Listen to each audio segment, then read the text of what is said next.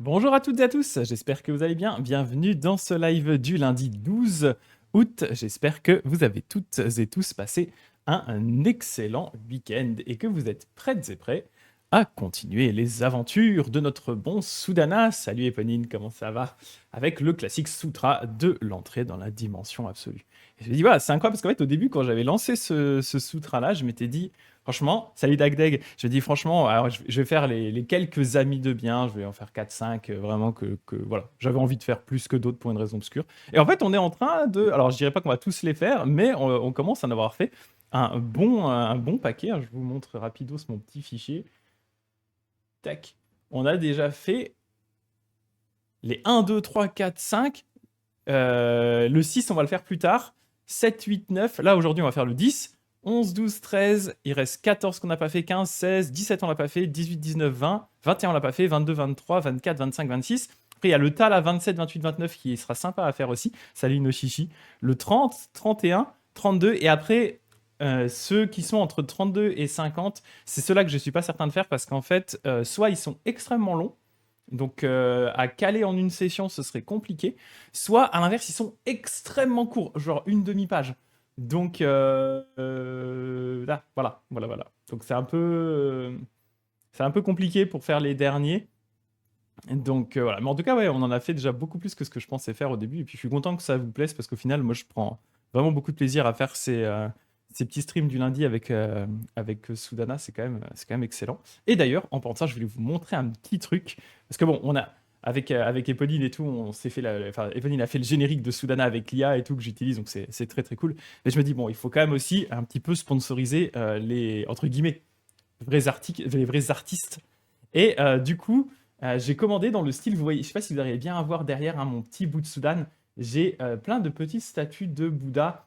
J'ai notamment un Amida, Seishi, Kannon, et j'ai ici un petit Dharmakara, Hozo Bosatsu, et un petit Jizo ici.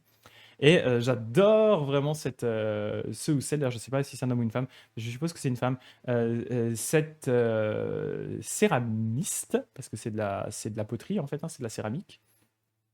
Et du coup, je me suis dit, vas-y, tu sais quoi, je vais lui commander un petit Soudana dans le même style. Et donc, je lui ai dit, voilà, je lui ai envoyé les images qu'on utilise d'habitude pour illustrer ces streams du lundi. Et je lui ai dit, est-ce que, s'il te plaît, tu pourrais me faire un petit Soudana dans le même style, en un peu plus petit, genre 10 centimètres. Et elle m'a dit, il n'y a pas de souci. Alors, je ne l'ai pas encore, hein, parce qu'il faut le temps qu'elle le fasse. Mais elle m'a envoyé un dessin. Elle m'a dit, est-ce que ça, ça tirait? Et je lui ai fait, oui, il est très très bien ce petit Soudana. Il est très très mignon. Très très très mignon ce petit Soudana. Oh, il a trop une bonne bouille et tout. Et il faut l'imaginer en statue. Ça va vraiment être ça en 3D. Donc voilà. Et du coup, il va pouvoir agrémenter mon petit bout de Sudan. Et si vous aimez ce style, hein, l'artiste, c'est Shinobu Art. Shinobu-art.jp. Voilà. Donc là c'est vraiment en plus, elle fait des commandes personnalisées, hein. Donc si vous lui dites, voilà, j'aimerais bien. Je sais pas, vous voulez une statue de Aizenmyo ou de Fudomyo, elle peut en faire, il y a pas de souci. Donc voilà, je trouve que c'est une artiste qui est très sympa. Et voilà, elle avait fait déjà le Hozo Bosatsu, le Dharmakara que j'ai dans mon Butsudan. C'est pareil, c'était une commande perso que je lui avais demandé et qu'elle m'a faite. Et vraiment, bah, pour la statue, là, bon, c'est pas entre guillemets donné, mais elle a des statues de Bouddha qui valent assez cher, hein. Les statues de Bouddha, comme j'ai là dans le Butsudan, c'est facilement 150 balles. Par contre, des petites statues de 10 centimètres comme celle-ci, elle m'en demande 44 dollars, frais de port inclus. Donc ça va faire genre 40 euros frais de port inclus. Ça va. C'est vraiment pour une statue, pour une belle petite statue fait main, une commande perso et tout, c'est vraiment pas cher quoi. Et comme dit Eponine, il va circumambuler avec ses tout petits pieds qui va circumambuler. Voilà, trop mignon. Ça me rend heureux. Voilà. Donc je sais pas du tout quand est-ce que j'aurai ce petit Soudana en céramique, mais voilà. En tout cas, elle va me le faire et puis quand il sera prêt, bah, bien sûr, quand je l'aurai reçu, je vous le montrerai. Mais donc ouais, 10 centimètres, hein, donc ça va pas être une grosse statue, il va être vraiment tout mignon, hein, tout petit, tout mignon. Voilà. Donc aujourd'hui, je voulais vous parler de une amie de bien de Soudana, qui est une princesse qui s'appelle la princesse bienveillante. Voilà, la princesse bienveillante. Il va y avoir plusieurs choses qu'on va pouvoir discuter par rapport à la princesse bienveillante, notamment rediscuter à nouveau des ornements qu'on peut retrouver dans les descriptions de sutras, le lien avec la terre pure et le reflet que ça peut être de la pureté de quelqu'un et des différents Bouddhas. C'est une première chose. Et on va avoir aussi l'occasion de discuter de ce qu'on appelle les dharani. Donc, dharani. Alors, quel sutra on va lire après, c'est une bonne question. Je suis encore en train un peu d'hésiter. En fait, on en a encore pour quelques sessions, je pense encore au moins un mois de Sudana. Donc, normalement, j'ai encore le temps de réfléchir un petit peu. Mais ouais, n'hésitez pas aussi à proposer des sutras. Donc, on va voir. Je suis encore en train d'hésiter entre. J'ai plusieurs options sur lesquelles j'hésite. Ouais, on va voir. Et du coup, ouais, Dharani, le concept de Dharani qu'on n'a pas du tout abordé dans ces streams-là, donc on va en discuter quand on y arrivera, je vous redéfinirai ce que c'est rapidement, les interprétations aussi de ce qu'il y a eu dans les Dharani. C'est pas un sujet sur lequel, moi, les Dharani, je suis un grand spécialiste du tout, hein, parce que pratiquant une forme de bouddhisme qu'on pourrait qualifier plutôt de exotérique, donc en opposition à l'ésotérique, euh, on pratique pas vraiment de Dharani. Alors bien sûr, il y en a qui ont pu considérer que le Nembutsu, par exemple, était un mantra, mais les gens sont pas forcément d'accord déjà pour dire que les mantras et Dharani sont la même chose. Donc je reviendrai sur Dharani quand on arrivera au passage sur les Dharani, puis ce sera l'occasion de discuter, peut-être avoir aussi vos avis en fonction de ce que vous connaissez aussi par rapport à ça, les différents backgrounds aussi bouddhistes que vous avez. Donc ça peut être l'occasion d'en discuter. C'est pas un chapitre qui est ultra long, donc on verra, soit ça prend un peu de temps et on s'arrêtera là pour aujourd'hui, soit sinon j'en ai un très court qu'on peut faire dans la foulée. Une autre amie de bien d'ailleurs, une autre amie de bien de Sudana qui est très court. Et aussi, juste pour info, il y aura un live mardi soir, demain soir. Demain soir, un live sur le bouddhisme en manga. Donc voilà, c'est pour ça aussi que je suis un peu plus court aujourd'hui. Il y aura un live aussi demain soir, un peu plus long. On va continuer du coup le Bouddha Café à 20h le soir. Donc voilà. Alors, je vais vous partager la lecture et on va pouvoir regarder ça ensemble. La princesse bienveillante. Le jeune Sudana ressentit alors un respect infini pour ses amis de bien. Immense et parfaitement pur, son aspiration au grand véhicule était le constant objet de son attention. Concentrant sa quête sur la sagesse des Bouddhas, il forma le vœu de voir les Bouddhas. Comme il contemplait l'objet de leurs enseignements, il faisait constamment l'expérience directe de leur imbloquable sagesse. Et c'est ainsi qu'il parvint à la réalisation et à la connaissance décisive de la limite réelle des choses et des limites de leur éternité. Les limites de chaque instant passé, présent et futur étaient pour lui les limites de l'espace, de même que les limites de la non-dualité, les limites de la non-différence de toute chose, les limites de tout leur contenu imbloqué, les limites de l'indestructibilité de toutes les aires cosmiques et les limites du caractère illimité de tous les ainsi venus au sein même de la non-différence de l'esprit de tous les Bouddhas. Donc en fait là à nouveau il remédite sur un peu ce concept, on va dire, de l'imbloquance de toute chose, mais avec le côté limite. C'est assez rigolo ce qu'il fait là. Les limites de la non-différence de toute chose, les limites de tout leur contenu imbloqué, et pourtant en fait il médite encore sur le côté imbloquance de toutes les choses. Il déchira le filet de ses représentations mentales, se détacha de ses croyances et attachements, et sans s'approprier les assemblées ou les aires d'éveil des Bouddhas, sans s'approprier les royaumes parfaitement purs des Bodhisattvas, il sut que tous les êtres sont dépourvus de soi, que tous les sons ne sont que des échos et que toutes les formes sont pareilles à des filets. Des reflets, pardon. Poursuivant sa progression vers le sud, il atteignit la cité du lion qui s'étire. Comme en tout lieu il cherchait la fille appelée bienveillante, il apprit qu'il s'agissait en fait de la fille du roi Bannière de Lyon, et que, servie par non moins de 500 demoiselles d'honneur, elle vivait au palais royal, dans le temple du trésor de Vairocana. Là, sur un trône couvert d'étoffes célestes tissées de fils d'or et posé sur des pieds en bois de santal naga vainqueur, elle enseignait les merveilles du réel. Donc, c'est une princesse, mais elle vit tout de même dans un temple et elle enseigne, bien entendu, le bouddhisme. Ah, je regarde un petit peu ce que disait Eponine et Du coup, j'invoque Gulli pour demain soir. Oui, c'est vrai. Ce serait bien qu'il soit là. Enfin, qu'elle soit là, pardon. Il me semble que Kongo-san avait dit que le Nembutsu ne peut pas être appelé un mantra parce que ça reviendrait à impliquer que l'action de rester le Nembutsu produirait des mérites venant du pratiquant, alors que le pouvoir du Nembutsu provient exclusivement du pouvoir haut du Bouddha. Oui, c'est ça. En fait, salut Sab de Beau. En fait, ça dépend beaucoup de la façon dont on comprend le Nembutsu, en fait. Si on le comprend comme étant une phrase qui permet de générer des mérites, alors dans ces cas-là, on est très très proche d'un mantra ou d'un dharani, dans le sens où si c'est générer des mérites par le fait de le réciter, si c'est le pouvoir inclus dans les mots que sont le Nembutsu qui permettent de faire ça, alors d'une certaine façon, on s'approche effectivement d'un mantra ou du concept de dharani. Si, à l'inverse, on est plutôt sur effectivement ce que tu dis là, c'est-à-dire on considère que ce n'est pas notre propre pratique, mais la pratique d'un Bouddha, c'est différent. Et c'est clair que dans le Jodo Shinshu, on va très clairement faire très attention à dire ce n'est pas un mantra, ce n'est pas un dharani. Pour rappel, dharani, alors du coup je vais en parler parce que j'utilise le mot dharani depuis tout à l'heure, on va essayer de définir rapidement ce que c'est. En fait, les dharani, à la base, à la toute base, d'après ce que j'ai compris, hein, les dharani, en fait, ce sont des moyens mémotechniques.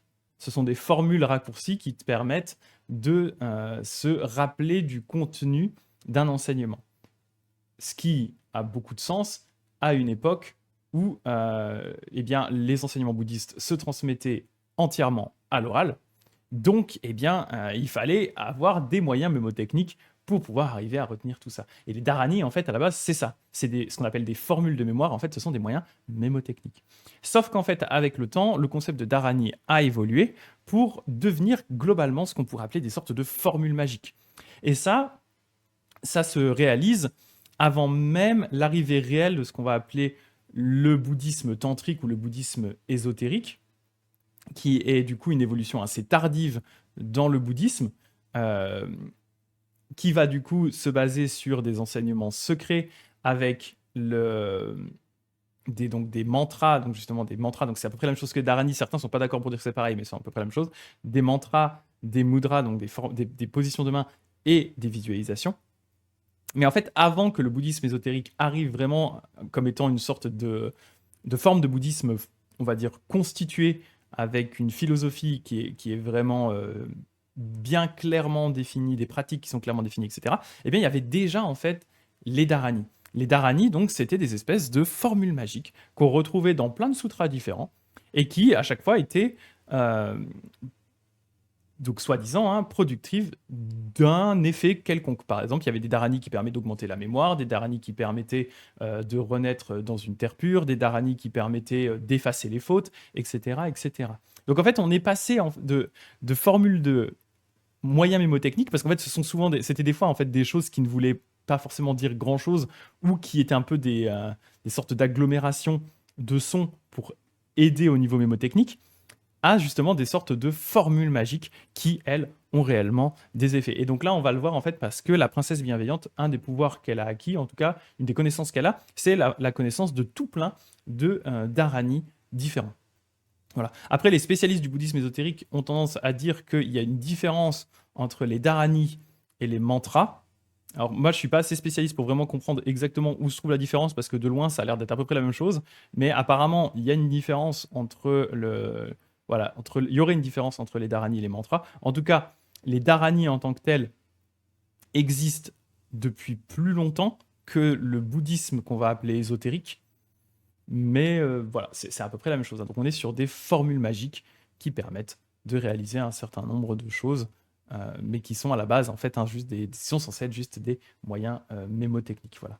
Et donc pour revenir au Nembutsu, du coup, le Nembutsu n'étant pas, sur le point de vue du Jodo Shinshu, n'étant pas une pratique qui vient justement du pratiquant, n'étant pas une pratique qui en elle-même génère des mérites, eh bien dans ces cas-là, elle n'est pas considérée comme un mantra ou un dharani dans le sens du Jodo Shinshu. Par contre, si on prend le sens plus traditionnel, où on vous dit clairement en récitant Namo Amida Butsu, eh bien, vous pouvez effacer les fautes de X millions d'âges cosmiques, eh bien, dans ces cas-là, on s'approche beaucoup plus d'un dharani ou d'un mantra. Voilà.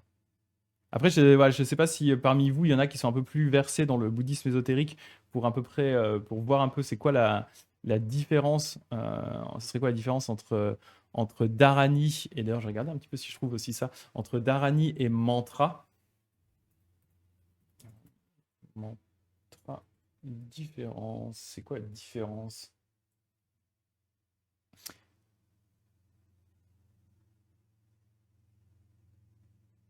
Ok, alors j'ai vu sa différence, mais Dharani est une sorte de mantra, oui, bah ça on est d'accord. Un dernier mot technique, Dharani est magie, donc il y a vraiment un côté magique, hein. Ah voilà, là il y a un truc qui disait le philosophe japonais Kukai faisait une distinction entre Dharani et mantra, utilisé comme base de sa théorie du langage. Particulièrement, l'usage du terme mantra est restreint aux pratiques du bouddhisme ésotérique, alors que le Dharani est utilisé autant dans les rituels exotériques que ésotériques. D'accord. D'accord, ok. Oui, parce que de base, hein, le bouddhisme Shingon, pour rappel, un Shingon, ça veut dire la parole vraie, c'est en fait, ça veut dire mantra, en fait, hein, tout simplement. C'est des mantras. D'accord, en fait, donc ça, pour Kukai, par exemple, la différence, donc le fondateur du bouddhisme Shingon, hein, la différence, c'est ça, c'est que les Dharani, eh bien, ne sont pas exclusivement réservés au bouddhisme ésotérique. C'est des formules magiques qui peuvent se retrouver dans des textes, qui se retrouvent d'ailleurs dans des textes qu'on va appeler exotériques, donc en opposition au texte ésotérique, et qui, du coup, sont pas particulièrement liés à un enseignement, à une pratique ésotérique. Ce qui veut dire par là que tu n'as pas besoin forcément d'avoir un maître, par exemple, qui va t'enseigner les détails du mantra, ce qu'il faut faire avec ce mantra, bah, notamment, comme je disais, hein, les mudras, les positions de main, les visualisations, etc. Comment bien réaliser ce mantra. En fait, le dharani, bah, comme c'est exotérique, entre guillemets, ce n'est pas des enseignements cachés, donc n'importe qui finalement peut les apprendre, les réciter, et il n'y a pas de souci. Exactement. Éponine qui dit, hein, par exemple, à la fin du Sutra du cœur, il y a la fin du Sutra du cœur est un dharani. Le gate par la sangate, etc. Tout ça, c'est un dharani en fait, effectivement. Exactement, exactement. Donc, elle était. Donc, on revient sur la princesse, hein, du coup.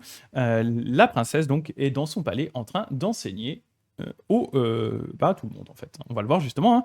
Ce qu'ayant appris, Sudana se rendit au palais. Il s'arrêta à l'entrée et demanda s'il pouvait voir la princesse à tous ceux qui, innombrables, s'introduisaient dans l'enceinte. Il leur demandait: mais où donc allez-vous? Et donc, tous les PNJ qui passaient par là, hein, lui répondaient: nous nous rendons chez la princesse bienveillante pour recevoir ses enseignements. Extraordinaire. Bien, se dit le jeune Sudana. Voici un palais ouvert à tous sans restriction. Il faut que j'y entre, moi aussi. Donc déjà, Sudana, il apprécie ce concept, hein, le fait que du coup, malgré le fait que ce soit une princesse, eh bien, son palais est ouvert à tout le monde. Donc n'importe qui peut rentrer dans le palais. C'est pas réservé aux nobles ou aux gens qui ont de l'argent ou je sais pas quoi. N'importe qui peut rentrer dans le palais pour recevoir les enseignements. Et donc, il est assez content de cette idée. Il découvrit alors... Je vais vous remettre... Il découvrit alors le temple du trésor de Vairocana, dont le sol était de cristal et les colonnes de lapis-lazuli. Entouré de murs extérieurs en diamant et de murs intérieurs en or fin, il avait pour fenêtre un treillis de 100 000 rayons de lumière pailletés d'un démesuré de joyaux magiques, et s'orné de miroirs et joyaux précieux trésors et d'autres décorations réunissant les joyaux magiques les plus prisés du monde. Au-dessus du palais planait un filet d'innombrables joyaux, où 100 000 grelots d'or résonnaient de musique merveilleuse. Il se parait ainsi de toutes les matières précieuses les plus inconcevables. La princesse bienveillante, qui avait une carnation dorée, donc elle avait une peau dorée, hein, des yeux noirs, ennuagés de pourpre et une chevelure de jet à reflets indigo, enseignait le dharma de sa voix de Brahma. Dès qu'il la vit, Sudana prosterna le sommet de sa tête sous les pieds de la princesse, puis la circumambula d'innombrables fois avec ses tout petits pieds. tout petits pieds. Il la circumambula d'innombrables fois et se tint devant elle, les mains jointes. Être suprême, dit-il, j'ai engendré l'esprit de l'insurpassable éveil authentique et parfait, classique, mais je ne sais pas comment les bodhisattvas étudient leur conduite, ni comment ils s'exercent sur leur voie. J'ai appris que vous pourriez m'instruire en ces matières. Voudriez-vous bien me les enseigner? Noble fils, dit la princesse, tu devrais regarder les ornements de mon palais. Avant d'attaquer ça, j'ai regardé du coup ce que disait Éponine. C'est drôle qu'en Occident, le mot mantra soit plus connu que dharani. alors que c'est le dharani qui est censé être plus ouvert, oui, à tous, alors que les mantras sont censés être plus secrets ou au moins plus ritualisés dans la transmission. Tout à fait, ouais. Mais c'est vrai que du coup, on a vraiment en Occident pas mal cet amalgame entre les deux, en fait, hein, où on va pas forcément trop faire la différence entre dharani et mantra. Mais effectivement, hein, de base, les dharanis sont plus anciens, plus répandus, se retrouvent dans tout plein de textes différents. Et alors que voilà, les mantras, c'est censé être vraiment un petit peu caché, quoi. Donc, la princesse bienveillante dit à Sudana, tu devrais regarder un peu plus en détail les ornements de mon palais, parce que tu les as regardés déjà une fois, mais active ton œil de bodhisattva, ton vrai œil, et on va voir ce qui se passe. Lui ayant une autre fois rendu hommage, Sudana entreprit d'inspecter les lieux. Sur chaque mur, chaque colonne, dans chaque miroir et chacun de ses reflets, dans chaque forme, chaque joyau magique, chaque ornement, chaque grelot d'or, chaque arbre en pierrerie, chaque statue couverte de matière sans prix et chaque collier de pierres précieuses, il vit tous les ainsi venus, donc tous les Bouddhas, de la dimension absolue. Il les vit engendrer l'esprit d'éveil pour la première fois, s'exercer aux pratiques des bodhisattvas, réaliser leurs grands vœux, rassembler tous les mérites, accomplir l'éveil authentique et parfait, mettre en branle la roue des enseignements, et ainsi de suite, jusqu'à il les vit manifester leur entrée dans le nirvana complet. Ces reflets et ces formes étaient tous parfaitement visibles, aussi clairement qu'à la surface d'une eau limpide, le reflet du soleil, de la lune, des étoiles et de tous les corps célestes. Et ces prodiges émanaient du pouvoir des racines de bien que la princesse bienveillante avait plantées au cours de ses existences passées. Donc là, pareil, on retrouve encore le classique thème de l'imbloquance des phénomènes, où du coup, on peut voir sur les ornements du palais l'entièreté, donc tous les Bouddhas de toute la dimension absolue, en voyant à chaque fois, comme dans un film, toutes les étapes de leur parcours. Donc c'est vraiment, c'est une expérience immersive. Le palais de la princesse bienveillante, c'est une expérience immersive, comme ça se fait beaucoup là en ce moment, où tu rentres dans un bâtiment et tu as des images partout sur les murs, les colonnes et tout. Bah là, c'est pareil. C'est ce que fait la princesse bienveillante. Et du coup, euh, il peut voir donc l'entièreté de ces choses-là. Et donc, vous voyez, la différence, c'est que la première fois, quand il est rentré dans le palais, il a juste vu les ornements, ce qui était déjà caractéristique, ces ornements caractéristiques d'un environnement purifié, le fait que tout soit en pierrerie, en or, etc. En général, c'est le signe que la personne qui l'a fait a planté des racines de bien, mais pour vraiment s'en assurer, eh bien là, il active son œil de bodhisattva et il voit qu'en plus de ça, tous ces ornements reflètent l'entièreté des Bouddhas de la dimension absolue. Et donc, ils peuvent recevoir, du coup, juste en regardant tout le palais, en fait, ils peuvent recevoir, et tous ceux qui regardent et qui ont l'œil suffisant peuvent recevoir des enseignements de tous les Bouddhas. Voilà. Ah oui, il y a une discussion du coup sur les Dharani, effectivement. Oui, la fin du Sutra du cœur, c'est ça, gâté, gâté, phala gâté, voilà, ça gâté. Effectivement, en général, les Dharani se traduisent moins bien, mais effectivement, il y a une charge symbolique et il y a quand même une traduction sanscrite, comme dit Eponen, qui dit partie, partie, partie sur l'autre rive, partie complètement sur l'autre rive, éveil, victoire. Mais c'est ça, faut imaginer, à la base, c'est ça, c'est censé être des moyens mémotechniques. Donc, et ça a évolué avec le temps. Mais voilà, je trouve ça assez intéressant, la transformation de moyens mémotechniques en pouvoir magique. Et d'un côté, ça se tient parce que si tu considères qu'un texte sacré a un pouvoir en lui-même de par le fait que c'est un texte sacré. C'est-à-dire, si tu considères par exemple qu'un sutra, de par le fait que c'est un sutra, le simple fait de réciter le sutra-là, le sutra en question, de l'étudier mais de le réciter, comme on le dit souvent dans le bouddhisme, le simple fait de le réciter peut générer des mérites, peut générer des bienfaits, etc. etc. Si derrière, tu considères qu'il existe des dharani qui permettent de condenser le sutra en une phrase, eh bien, à ce moment-là, le simple fait de réciter le dharani a le même effet que le fait de réciter le sutra, et donc tu en récupères les mêmes bienfaits. Voilà. C'est un peu ce qu'on va retrouver, par exemple, avec Nichiren et la récitation du nom du Sutra du Lotus, en considérant que du coup, si tu récites le nom du Sutra du Lotus, c'est comme si tu récitais l'entièreté du Lotus. C'est un peu la même logique, en fait. C'est un petit peu la même idée derrière, quoi. Tu condenses, et la force, puisqu'il y a la force des mots dans le sutra, si le dharani est censé contenir en lui-même l'entièreté des mots, vu que c'est un moyen mémotechnique, et bien du coup, il a le même pouvoir que le sutra en lui-même, sauf qu'il est beaucoup plus rapide à réciter, quoi. Ouais. Lire, réciter, mémoriser, c'est une source d'immense mérite. Alors le dharani est un shot de mon mérite, c'est ça. Exactement. Exactement. Plutôt que de savourer le sutra comme un bon vin, tu te prends un shot de dharani là, clac. Même, tu te prends le même taux d'alcool, mais c'est c'est beaucoup plus rapide. Très mauvaise comparaison. Comparaison de moine Jodo Shinshu, ça, on n'a pas de précepte, donc ça va, on peut boire de l'alcool, mais c'est pas très très bonne comparaison. À éviter peut-être dans le cadre d'un temple un peu plus orthodoxe. Comparaison avec les shots d'alcool. Évoquant donc les traits des Bouddhas qu'il venait de voir, le jeune Sudana joignit les miens en couvrant la princesse de regards admiratifs. Il devait ressembler du coup un petit peu à ça. Je flex avec ma future statue de Sudana, je suis trop content. Donc il joignit les mains en couvrant la princesse de regards admiratifs. C'est alors qu'elle lui dit: telle est, noble fils, la méthode des ornements universels de la connaissance transcendante que j'ai reçue de Bouddhas aussi nombreux que les grains de sable de 36 ganges, et que chacun de ces Bouddhas m'a transmise d'une façon différente sans jamais répéter ce qu'un autre Bouddha m'avait dit. Vous expliquer de plein de façons différentes. Être sublime, fit Sudana. Quel est l'objet de cette méthode des ornements universels de la connaissance transcendante?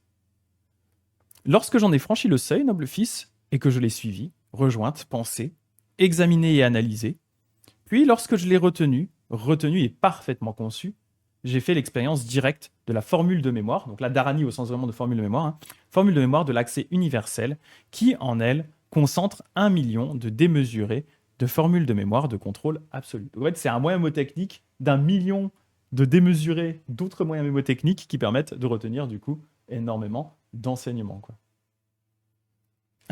Fonit qui dit je ne bois pas d'alcool, c'est juste un moyen adapté pour parler à Dagdal breton. Oh le cliché! Oh le cliché! Un dharani, c'est comme d'injecter une pastis en intraveineuse, j'étais pas prêt. Oui. Après, tu m'étonnes s'il y a des moines bouddhistes plus classiques qui tombent sur ce stream, vont se dire waouh, oh la dégénérescence de la loi, la dégénérescence du dharma là. Oui, elle est forte la dégénérescence du dharma. Entre le moine qui flex parce qu'il a sa statue de Sudana qui va arriver, il est tout foufou, et puis les comparaisons avec l'alcool, là, il va dire, oula, ma peau, c'est ça, ma peau, la période de la fin du Dharma.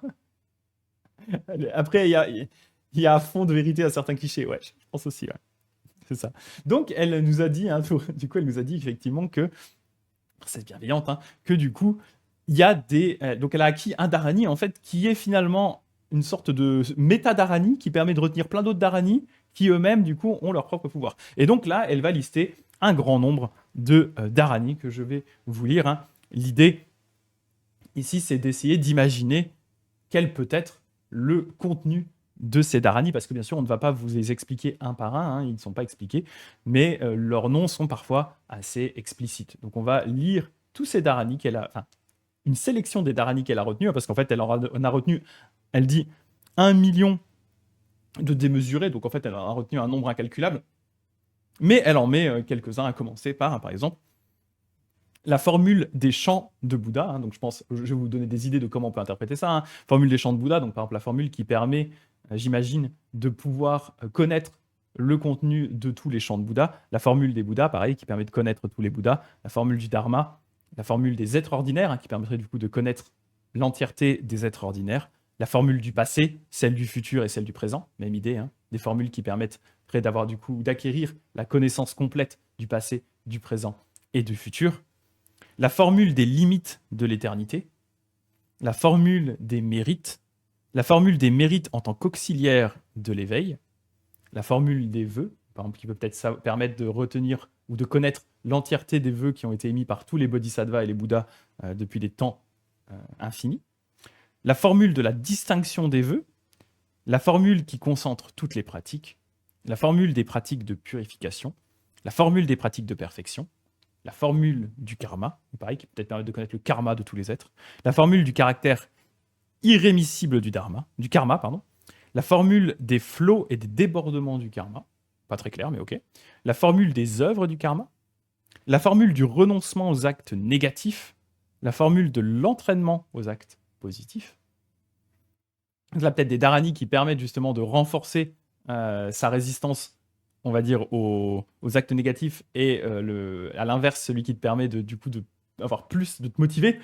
C'est le Dharani qui dit Just do it sur les actes positifs, là. Il te booste pour faire des actes positifs. La formule de la liberté des actes, la formule des activités positives, la formule du contrôle des activités positives, la formule du recueillement, la formule de l'obéissance au recueillement, la formule de l'examen du recueillement, la formule de l'objet du recueillement, la formule de la sortie du recueillement, la formule des pouvoirs extraordinaires, ou pareil, hein, peut-être avoir du coup une vision de tous les pouvoirs extraordinaires des Bouddhas et Bodhisattvas, la formule de l'océan de l'esprit, la formule de la variété des pensées, peut-être celle qui permet de connaître toutes les pensées de tous les êtres, hein, par exemple, la formule de la droiture de l'esprit, la formule qui éclaire la jungle des pensées, la formule de la purification qui tempère les pensées, la formule qui permet de connaître le mode de naissance de chaque être, voilà, celle-là est très explicite, hein, la formule qui permet de connaître les facteurs d'affliction de chaque être, la formule qui permet de connaître les propensions karmiques de chaque être, qu'est-ce qu'ils ont fait de bien, mauvais et comment ça va se répercuter, la formule qui permet de connaître les expédients à employer contre les émotions négatives, donc là une bonne liste quand on a des émotions négatives sur ce qu'on peut faire, la formule qui permet de connaître la libération de chaque être, la formule qui permet de connaître les activités de chaque être, la formule... Je suis boulanger, voilà, non. La formule qui permet de connaître les différentes façons d'agir de chaque être, la formule qui permet de connaître le caractère de chaque être, la formule qui permet de connaître les désirs de chaque être, la formule qui permet de connaître les perceptions de chaque être. Donc tous ces éléments-là, hein, du coup, le fait de connaître les activités, les façons d'agir, le caractère et les désirs de chaque être, le but c'est du coup de pouvoir leur renseigner au mieux en fonction du coup de leurs désirs, de leur caractère, de leurs activités, là où ils en sont sur la voie, leur façon d'agir, etc. Parce que du coup, si on veut agir correctement en termes de moyens adaptés, eh bien, il faut savoir à peu près où les êtres à qui on va enseigner sont. Et donc elle, en fait, elle a ses pouvoirs qui permettent de savoir tout ça pour tout le monde. Comme ça, c'est pas bien compliqué pour elle, c'est pratique. La formule qui permet de voir la totalité des divans de l'espace. Donc là, on peut voir l'entièreté de l'univers. La formule qui permet d'enseigner le dharma. La formule de la grande compassion. La formule de la grande bienveillance.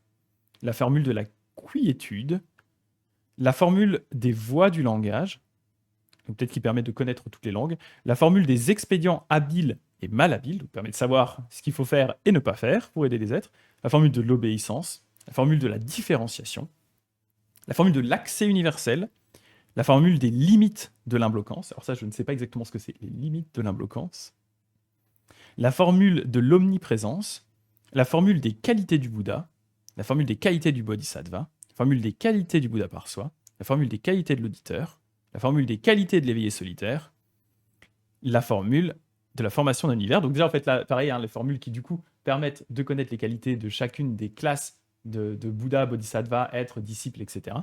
Donc, pour savoir ce qu'ils font de bien, ce qu'ils font, quelles sont leurs limites, quels sont leurs accomplissements, etc. etc. Donc la formule de la formation d'un univers, la formule de la destruction d'un univers, nous permet de connaître vraiment la destruction et la création des univers, la formule des univers purs, oui, pour rappel, hein, dans le bouddhisme, tout est cyclique, donc les univers disparaissent au bout d'un moment, finissent par disparaître et finissent par réapparaître. Donc voilà, en fait, le cycle de naissance et des morts s'applique aussi aux univers, en fait, hein, aux univers au sens large. Il y a des périodes de destruction, des périodes de réapparition, reconstruction des univers.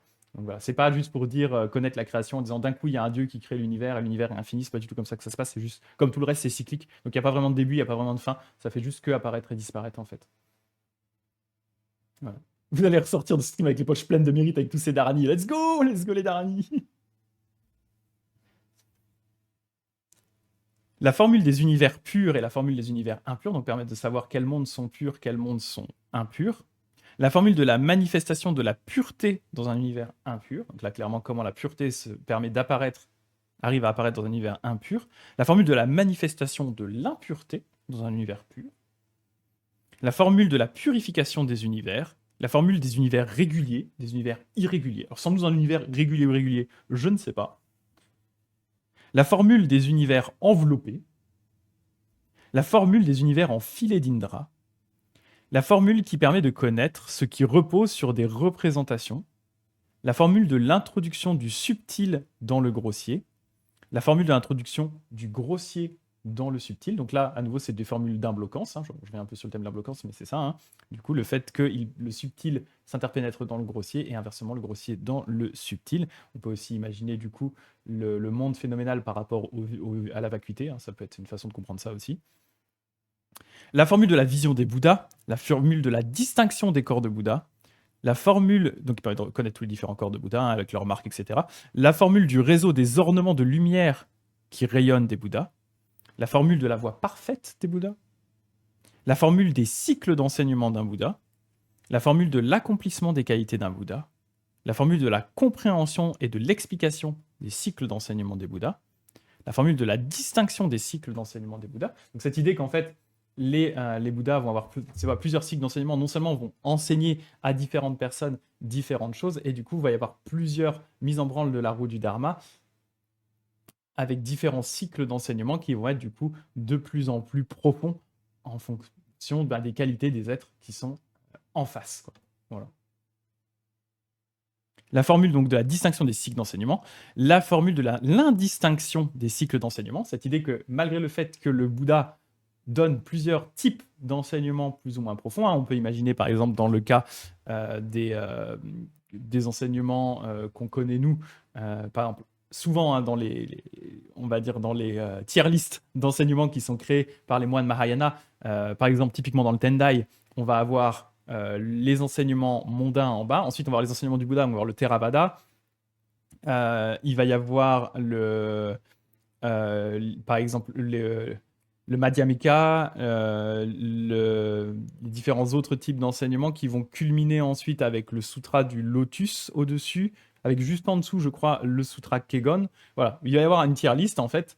Mais au final, l'idée, et c'est ce qu'on trouve bien dans le Tendai, c'est un bon exemple, malgré tous ces cycles d'enseignement, en fait, tous ces cycles d'enseignement ne vont que pointer vers un enseignement qui est du coup le véhicule, ce qu'on appelle le véhicule unique dans le Mahayana, donc le véhicule des Bouddhas, le véhicule qui permet de devenir un vrai bodhisattva et ensuite un Bouddha, qui, du coup, même le véhicule des auditeurs, le véhicule du Theravada, en fait, à terme, pointe vers ça parce que le but, c'est de ne pas laisser les êtres, sous le point de vue Mahayana, j'insiste, de ne pas laisser les êtres à ce niveau du Theravada où ils ne pratiquent que pour eux-mêmes, et de les éveiller à la grande compassion pour qu'ils deviennent des bodhisattvas qui rejoignent le véhicule unique et qu'ils deviennent ensuite des Bouddhas. Oui, tu avais fait un tunnel sur la classification d'enseignement dans le Tiantai sur le Discord. Oui, oui, c'est un bon point, effectivement. Ouais. Parce que là, je fais vite fait de tête, mais j'ai plus tout le détail.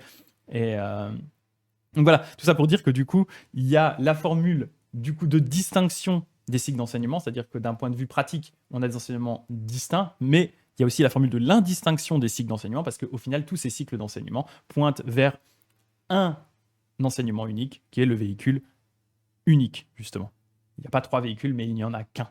Voilà. Il n'y a pas le véhicule des Bouddhas, enfin, il n'y a pas le véhicule du coup des auditeurs, donc Theravada, des Bouddhas par soi et des Bodhisattvas. En fait, ce n'est qu'un seul véhicule de Bouddha, ce qui est la thèse principale du Sutra du Lotus. La formule donc qui met de la mise en branle de la roue des enseignements d'un Bouddha, la formule qui permet d'exercer les activités d'un Bouddha, la formule de la distinction des assemblées d'un Bouddha, donc le fait de pouvoir comprendre et voir clairement les différentes assemblées des différents Bouddhas avec tous leurs bodhisattvas, les dieux qui sont là, etc., etc. La formule de l'entrée dans l'océan des assemblées d'un Bouddha, la formule qui éclaire toutes les forces d'un Bouddha, la formule des recueillements d'un Bouddha, la formule de la liberté d'exprimer les recueillements des Bouddhas, la formule du séjour des Bouddhas, le Bouddha se prend un petit Airbnb là, la formule des objets tenus par les Bouddhas, la formule des métamorphoses des Bouddhas, à quel point ils peuvent changer de corps et d'apparence pour enseigner aux êtres, la formule de la connaissance qu'un Bouddha a des pensées et des actes de chaque être, donc là on acquiert vraiment la connaissance d'un Bouddha, la formule des pouvoirs extraordinaires, des prodiges et des manifestations des Bouddhas, la formule du séjour chez les dieux satisfaits jusqu'à la formule de la manifestation complète dans l'entrée dans le nirvana complet. Donc là, c'est une formule en fait qui permet de se rappeler et de voir les étapes classiques de la vie d'un Bouddha, qui est du coup, il va pratiquer chez les dieux satisfaits, ce qu'est en train de faire Maitreya, le futur Bouddha à l'heure actuelle. Ensuite, il va renaître en tant qu'être humain, en tant que prince. Il va quitter ses fonctions, pratiquer une période d'ascétisme, s'asseoir auprès de l'arbre d'éveil, commencer à enseigner, etc., atteindre le nirvana suprême. Donc en fait, c'est cette formule qui permet de retenir du coup ce cycle classique qui est le cycle final de vie d'un Bouddha, en fait.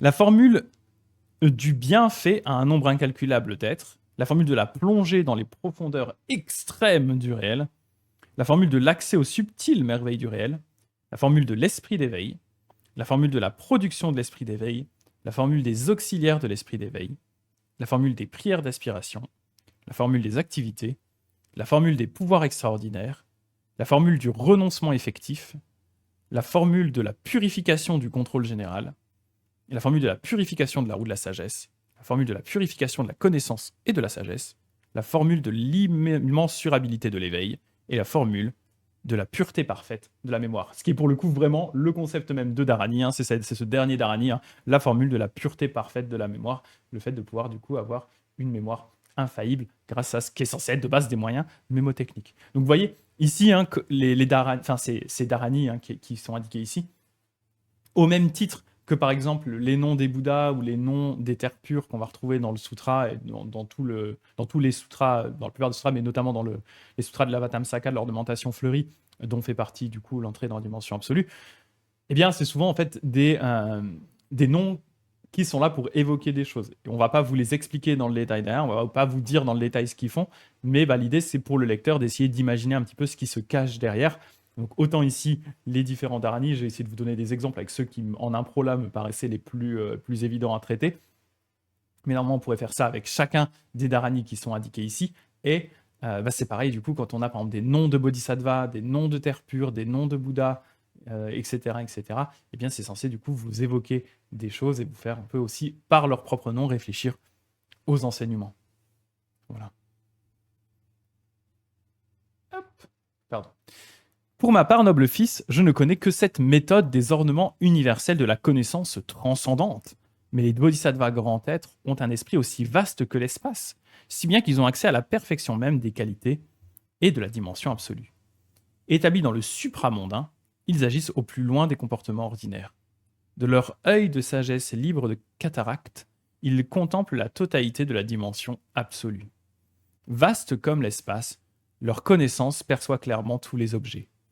Grâce au trésor de rayons lumineux du niveau où rien ne fait obstacle, ils excellent à distinguer le sens de toutes les choses.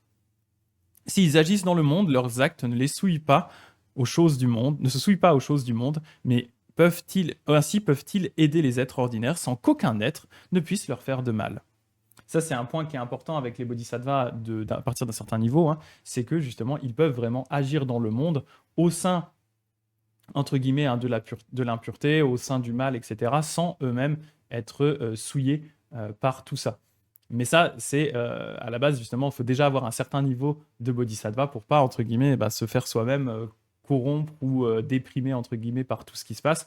Voilà, les bodhisattvas, eux, ils sont capables, du coup, d'aider les êtres ordinaires dans toutes les situations sans qu'ils puissent être souillés par les mauvaises actions et sans que les êtres puissent leur faire du mal. Donc ça, c'est assez stylé. Support de tous les êtres, ils connaissent les pensées et les actes de chaque être et toujours libres à chaque instant. Ils expliquent le réel exactement comme chacun peut l'entendre. Alors moi, comment pourrais-je connaître leur conduite? Comment pourrais-je dire leur qualité? Plus au sud, noble fils, tu trouveras le royaume des trois yeux, où il y a là-bas le moine du nom de Bonnevue, qu'on a déjà vu. Bonnevue, on l'a déjà vu. Va lui demander comment les bodhisattvas pratiquent leur conduite et comment ils s'exercent sur leur voie. Le jeune Sudana prosterna alors sa tête sous les pieds de la princesse, puis la circumambula d'innombrables fois. Levant sur elle des yeux pleins d'amour, il se retira et il s'enfuit. Donc voilà, du coup, je vous remets la princesse bienveillante, voilà, qui est là. La princesse bienveillante avec du coup notre petit Sudana. On ne sait pas trop qui est la princesse bienveillante là-dedans. C'est une des princesses, c'est celle-là. Et là, on voit hein, du coup les portes du palais sont ouvertes. Donc, eh bien, les personnes peuvent rentrer vraiment facilement. Il n'y a pas de blocage. Tout le monde peut rentrer et aller suivre les enseignements de la princesse bienveillante. Voilà. Alors, qu'est-ce que vous m'avez dit en attendant? La farm les Dharani. Ah ouais. Bah en fait, elle a surtout acquis le méta Dharani qui permet de débloquer plein de Dharani. Quand tu l'apprends, ça fait... il explose comme ça en une multitude d'autres Dharani. C'est C'est un contenant, c'est un Dharani qui est un contenant à Dharani, quoi. C'est beau, ça, quand même. C'est beau. Combien de Dharani as-tu dans ton Dharmadex? Bah, elle en a beaucoup, hein. Elle en a vraiment beaucoup. Le Dharmadex, c'est ça, c'est le Pokédex du Dharma, c'est le Dharmadex. Ah, c'est possible, peut-être ma capacité à retenir tous les Pokémon quand j'étais enfant a influencé ma capacité à retenir les Sutras. C'est un bon entraînement en vrai, hein. C'est un bon entraînement, carrément.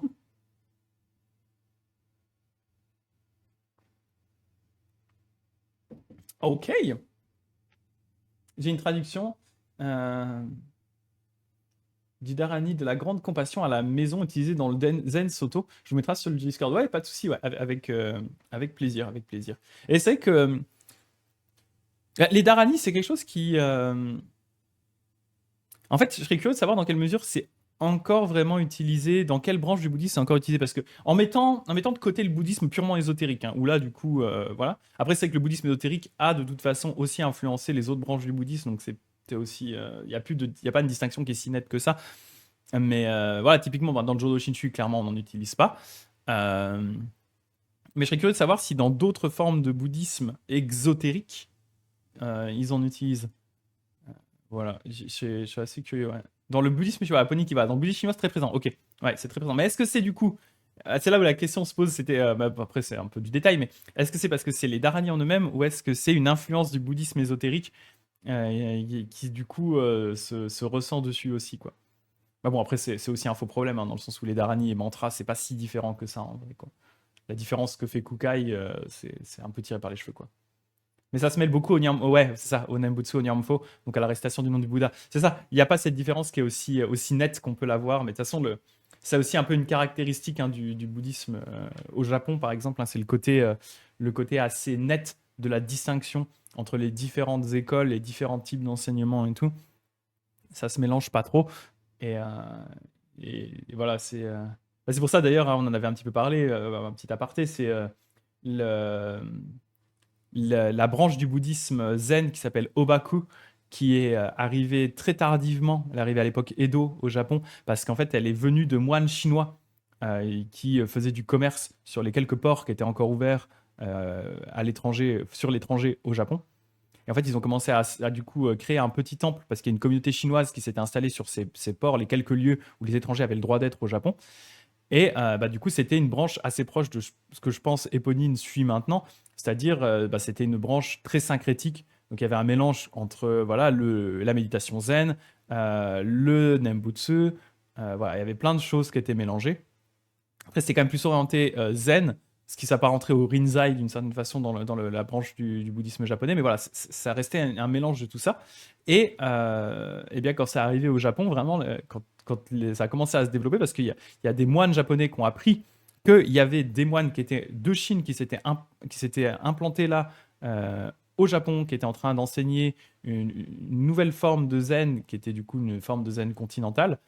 Et ils se sont dit, waouh, vas-y, on va venir étudier ça et tout. Donc ils ont commencé à essayer de propager ça. Ils ont étudié auprès de ces maîtres, ils ont commencé à propager ça dans le Japon. Et vraiment, il y a des moines, ils les regardent, genre, mais qu'est-ce que c'est que ce truc, quoi? Genre, vous mélangez le zen et la pratique de la récitation du nom du Bouddha Amida, mais vous êtes des déglingués, quoi. Vous êtes des malades. Ils étaient tellement habitués au côté très, très, très segmenté, même si pourtant dans le Tendai, c'est des choses qu'on retrouve, hein. Mais vraiment, le fait de dire ce sont des moines zen, techniquement, parce que c'était comme une école plutôt zen, hein, Chan, c'est une école Chan, zen chinoise, quoi. Et donc ils méditent comme des moines zen, mais qu'en plus, ils récitent le Nembutsu, ça c'est genre un peu chelou, les mecs là, ils font des mélanges bizarres. Alors qu'en fait, c'est tout à fait normal en Chine, ça pose pas de problème. Et c'est vraiment les Japonais qui ont ce côté très segmenté, assez unique par rapport aux autres pays bouddhistes, quoi. Ouais, c'est ça, Pauline qui dit, hein, le Chan, hein, donc je dis Zen parce que c'est le terme que les gens connaissent le plus, hein, donc c'est l'équivalent du Zen, mais c'est la version chinoise, hein, qui était là avant du coup. Euh, le Chan donc, a essayé d'absorber toutes les autres écoles chinoises, surtout après les persécutions de Chan a été le moins touché, ça a surtout marché avec la terre pure, ouais, ça m'étonne pas.